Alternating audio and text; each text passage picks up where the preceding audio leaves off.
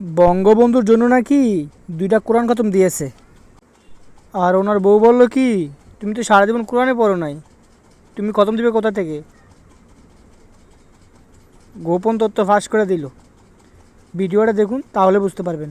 জি, আমি 2টা খতম দিছি তার জন্য, হ্যাঁ খতম দিছে ঘরে সারা বছর কোরআন শরীফ খতম দিছে।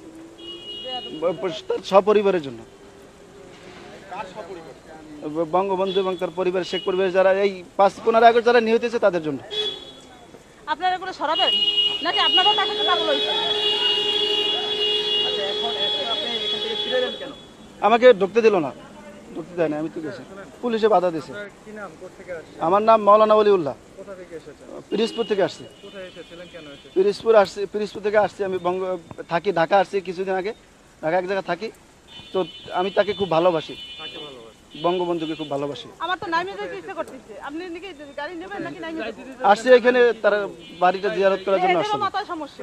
এটারও যদি মাথায় সমস্যা না থাকে তাহলে আমাদের তো সমস্যা সাথে আসছি জিয়ারত করার জন্য আসছি এবং তার জন্য খতম করে দোয়া, এখানে দোয়া করার জন্য আপনাদেরও তো আসছি। সমস্যা। আমি তো দেখছি আপনাদেরও সমস্যা। আপনাদের সমস্যা না তো তার সাথে এরকম কোন করেন?